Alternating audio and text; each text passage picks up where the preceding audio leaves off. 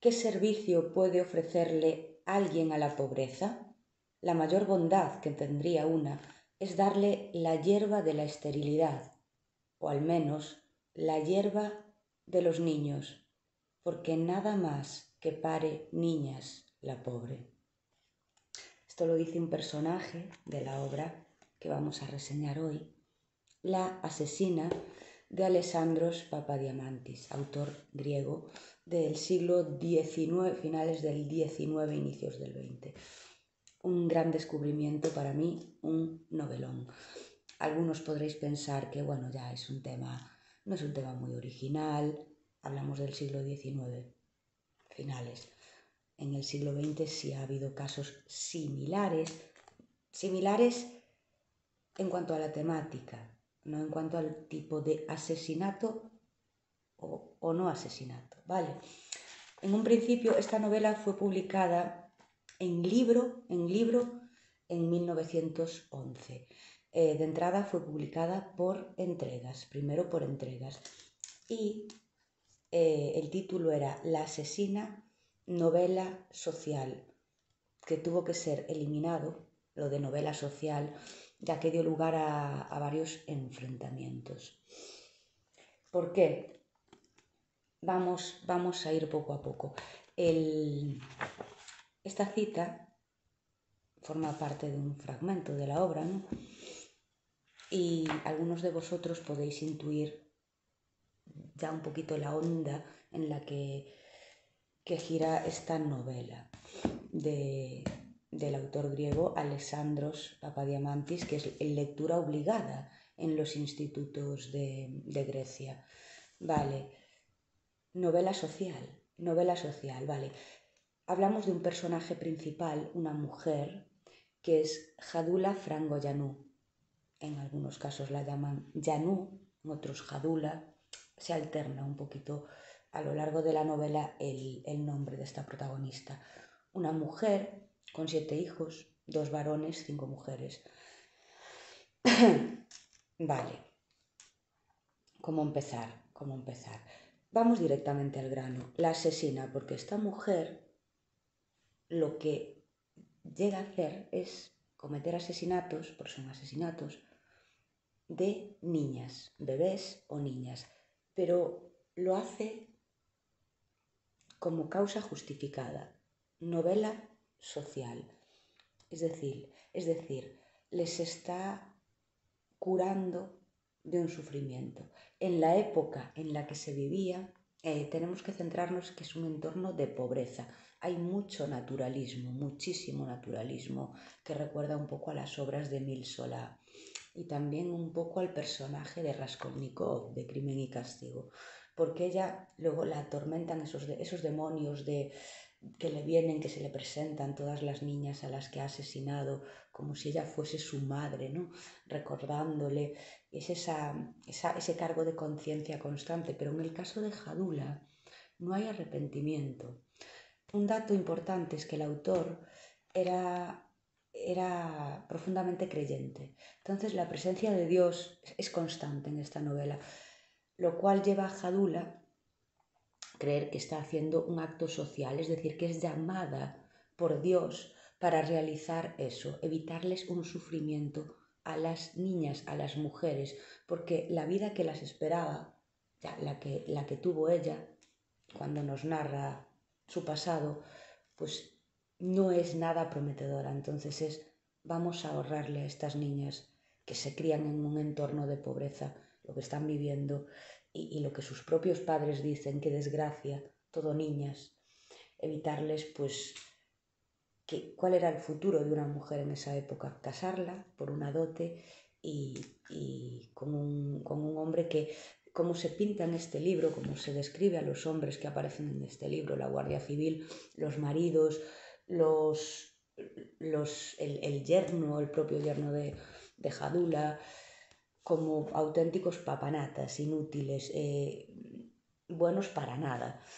Sin embargo, son las mujeres las que ayudan en los partos. El propio personaje de Jadula, podríamos hablar de ella como un poco de este misticismo que existe todavía, que está arraigado en algunas tierras, ¿no? Como curandera, hechicera, no, lo que entenderíamos por las que eran quemadas por brujas, ¿no? Que controlaban, tenían conocimientos de hierbas, ayudaban en los abortos, ayudaban a otras mujeres, sin embargo, no eran bien vistas. Una mujer sabia, una mujer con conocimientos, que a la hora era criticada, pero a la hora de la verdad la llamaban para, pues oye, mi mujer está enferma, dale algo, mi hija está enferma, ayúdala, fulanita pues se ha quedado embarazada, ayúdala a abortar porque nadie lo ha conseguido. Este tipo de personaje, ¿no? Jadula es una mujer tremendamente inteligente.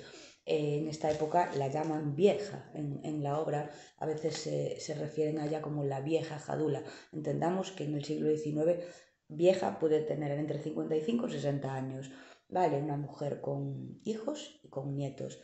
El primer crimen es el de su propia nieta y lo lleva a cabo porque, bueno, de una situación que su hija está sufriendo, la niña, una bebé de 5 días, 15 días,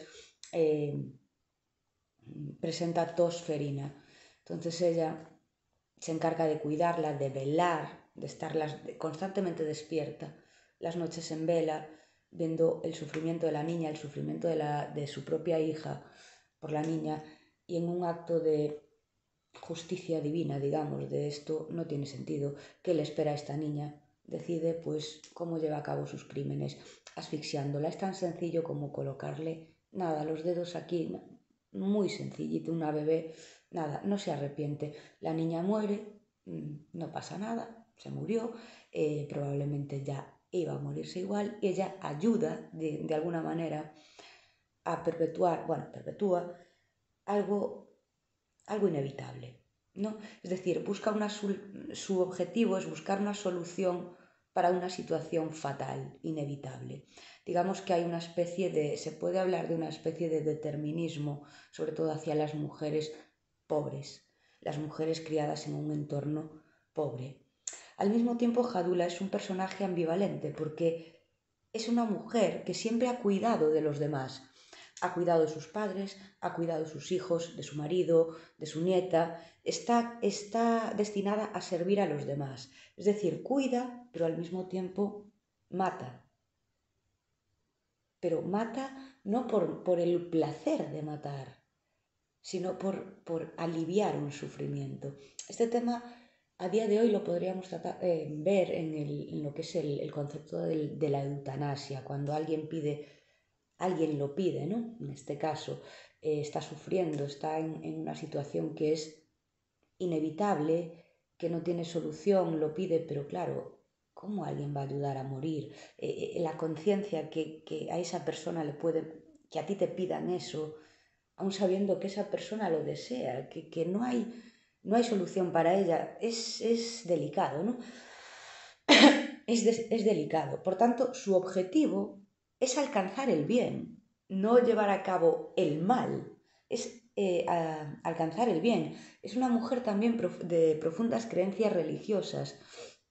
En todo momento dice que Dios la ha llamado para eso, que su objetivo le pide una señal, que le muestre la señal, y la señal es que, bueno, ella realmente ha nacido para eso, para llevar a cabo ese bien social, de ahí lo de novela social, ¿no?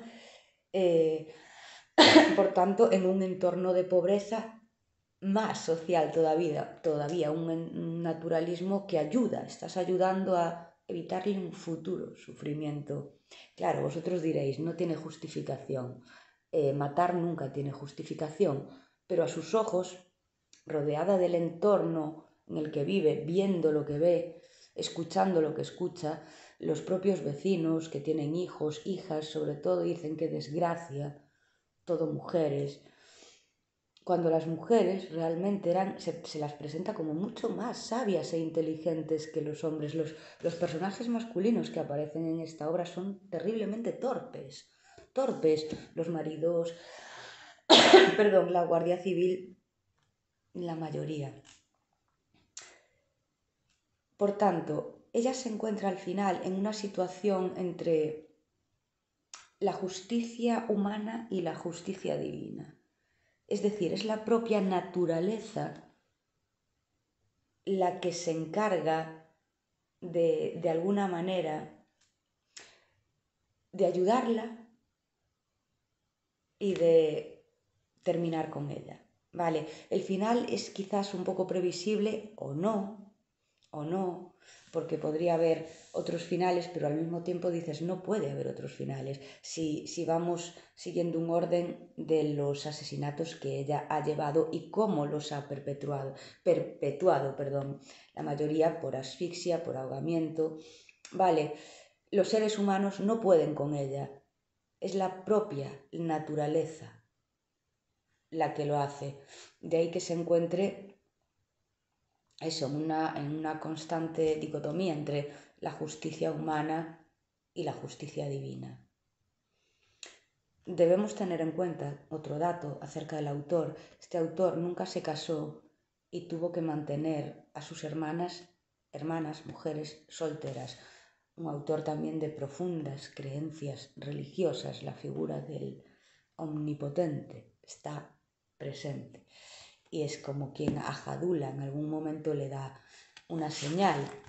Vale, ella, una vez que el pueblo empieza a sospechar de que, bueno, las niñas mueren en extrañas circunstancias, de su nieta nadie sospecha, pero de unas vecinas que sí aparecen ahogadas en un pozo, ella de alguna manera dice, las niñas se han caído al pozo, intenta como esquivar un poco el crimen, diciendo, menos mal que pasaba yo por aquí, las he encontrado, pero ya no se puede hacer nada.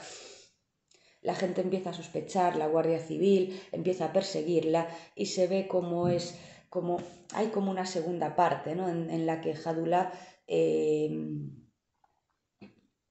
escapa, es perseguida por la policía y está escondiéndose. Va de casa en casa, para en casa de una prima, luego en casa de unos pastores, donde vemos que la prima la esconde porque en su momento la ayudó, la propia Jadula, Janú, la ayudó a ella a abortar. Se cuentan otros casos en los que también ayudó a otras mujeres a deshacerse de hijos no deseados. Vale, y hay un dato. Hay frases muy potentes y tengo señaladas algunas muy, digamos, muy directas, ¿no? Que se pasan por alto, las deja caer el autor, pero son imprescindibles. Por ejemplo, en un momento dado que se habla de una maestra, no de la maestra de Jadula, una maestra que estaba en el pueblo y se dice... Después de que se hubiera fundado en el pueblo una escuela para niñas, éstas se habían espabilado. La señora profesora no les enseñaba muchas letras y aún menos manualidades, que es a lo que las niñas estaban predestinadas. Calceta, labores del hogar y aún menos manualidades, sino que solo les enseñaba a que cobraran valor y que no actuaran siempre como asustadas y pueblerinas, y proclamaba siempre que ya era hora de que se emanciparan. Es un momento que ahí se queda, un momento brillante. También daría para mucho hablar de dos hijas de Jadula, solteras, una que la describe Amersa y Crinió, ¿no? Amersa que digamos que tiene como también esas visiones, esas especie de herencia de la madre, digamos como no poderes, ¿no? Esa sabiduría a la hora de conocer las hierbas, esos sueños premonitorios. Y Crinió, otra soltera que la describen como una medio machurrona, muy hombretona, como se describe a la propia Jadula en un principio, ¿no? Fijaos, voy a leeros algunos pasajes que tengo subrayados y después vosotros hacéis vuestra interpretación, porque claro, yo en algún momento sí que me sentía identificada con la propia protagonista. Es obvio que no se justifican los asesinatos, ¿no? Pero sí que me sentía identificada en el sentido de ella no lo hacía como matar por matar, su objetivo era alcanzar un bien, evitar una situación fatal. En su cabeza no pensaba que estaba llevando a cabo un crimen macabro, sino que estaba ayudando. Perdón. El primer año pudo solo construir 4 paredes de barro, pequeñas y bajas, y techarlas. El segundo año consiguió vestir los 3/4 de la casa, es decir, construir un pequeño suelo con vigas diferentes, unas viejas y otras nuevas, y sin perder tiempo, impaciente por librarse de la tiranía de su cuñada, que con la vejez estaba cogiendo manías, fue a instalarse con su esposo y los niños a su rincón, su nido, su retiro. Ese día, como ella decía, sintió la mayor alegría de su vida cuando pudo desprenderse de sus padres, que también eran bastante, su padre un inútil, digamos, un torpe, un papanatas, y su madre bastante tirana, una mujer bastante egoísta, bastante tirana, quien no trataba bien a la propia Jadula. Acostumbraba a expresarse con dichos muy ingeniosos, y aún otra vez la había escuchado afirmar que no es conveniente tener muchas niñas y que lo mejor es que la gente no se case. Su bendición corriente para las niñas era que no se salven, que no crezcan más, teniendo en cuenta lo que las esperaba en ese entorno de pobreza, de naturalismo, porque las clases altas, lo poco que las pocas referencias que se hace a las clases altas es que los hijos que tenían eran varones. Tenían la suerte de que de los hijos que nacían eran varones, y si nacía alguna mujer pues no tendría ningún tipo de problema.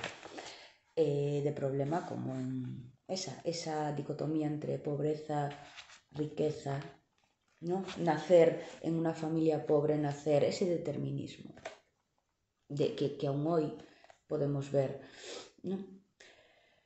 Y se dijo de nuevo, ¿qué servicio puede ofrecerle alguien a la pobreza? La mayor bondad que tendría una es darle la hierba de la esterilidad. Así, este es el fragmento que he leído antes. Perdóname, Dios mío, o al menos la hierba de los niños, porque nada más que pare niñas la pobre. Me parece que tiene ya 5 o 6. No sé si se le ha muerto alguna. De esas con 7 vidas. De esas con 7 vidas eran las niñas ricas, las que tenían 7 vidas. Tengo este marcado como importante.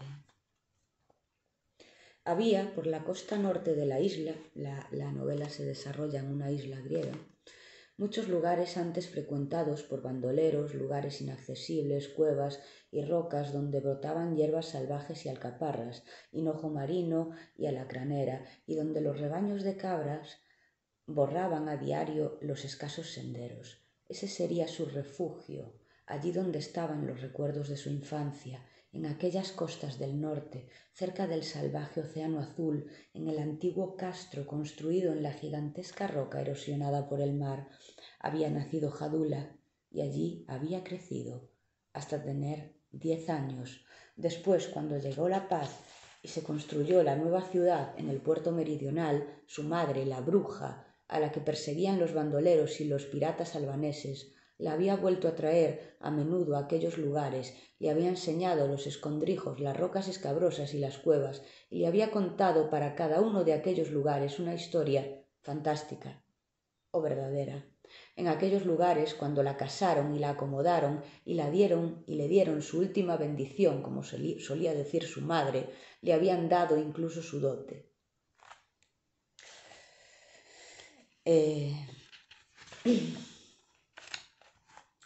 Esas, lo que yo te diga, son unas burras, unas marranas. En nuestro pueblo no pasaban esas cosas. Te preñaban y te vendían junto a las bestias.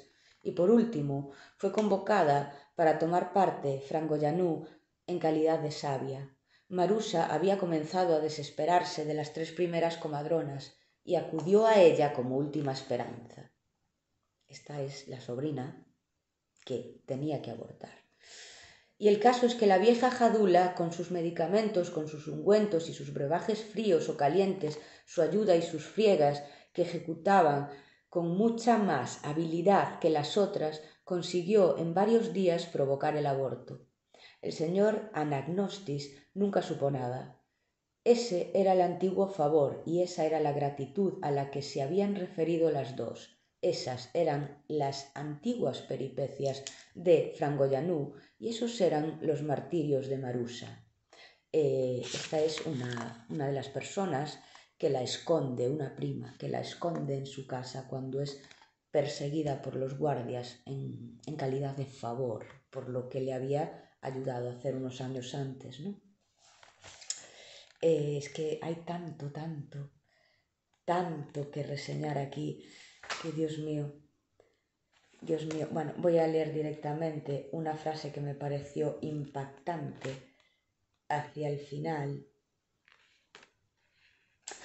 cuando ya, bueno, ella escapa, es una constante huida de la Guardia Civil, de la policía, y uno de los guardias dice: tras ella llegaron sofocados, los dos guardias. El guardia vio el paso y se paró. ¿Qué, te atreves?, dijo con secreta malicia a su compañero. ¿No hay otro camino? No hay. Tú lo habrás cruzado muchas veces. ¿Yo? No, negó el guardia rural. ¿No eras pastor? Yo apacentaba las ovejas en la llanura. El guardia aún titubeaba. ¿Y nos va a dejar atrás una mujer?, dijo. No te ha dado tiempo a ver cómo pasaba, dijo irónicamente el guardia rural. Si la hubieras visto, te habría dado ánimo. ¿De veras? No sabes cuántas veces dan ejemplo las mujeres, dijo el guardia rural. En cuántas cosas demuestran su valentía. Las pocas menciones, muy poquitas, que se hace a la valentía, a la rebeldía, a la sabiduría de las mujeres son las que yo acabo de leer. Por lo demás, bueno, algunos estaréis de acuerdo, otros no. De acuerdo, a ver, con un crimen nunca se está, un asesinato, nunca se está de acuerdo. Pero ya os digo que en el caso de Jadula, sus creencias religiosas, sus señales divinas, la inspiraban a llevar a cabo estos hechos.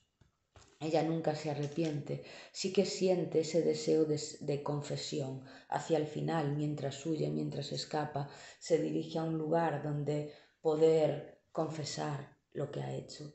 Esas visitas, si hay un cierto cargo de conciencia, esas niñas muertas que la visitan en sueños y que de alguna manera no le evitan dormir, ¿no? Se mantiene en vela constantemente.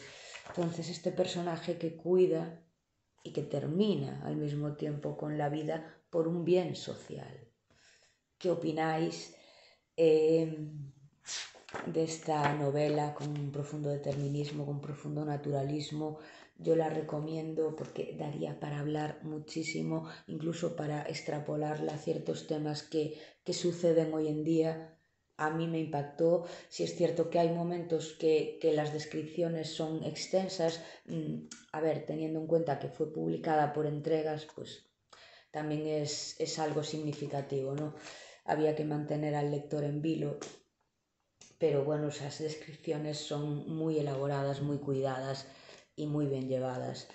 Para mí fue un descubrimiento este autor, esta novela, y sin más la recomiendo encarecidamente. Además el tema es polémico, ¿no? Puede dar mucho que hablar a día de hoy. Una se pregunta, ¿y qué hubiera ocurrido conmigo si yo hubiese nacido varón? Por ejemplo, si sobre todo en un entorno social no de pobreza, pero tampoco de abolengo, ¿no? ¿Qué hubiera ocurrido conmigo? Pues bueno, a día de hoy todavía una mujer de cierta edad, soltera, sin hijos, todavía es criticada, Sí quedaría mucho que hablar. Os lo dejo a vuestro criterio y como recomendación, La asesina, novela social, Alexandros Papadiamantis. Espero que la disfrutéis y hasta pronto. Un abraciño.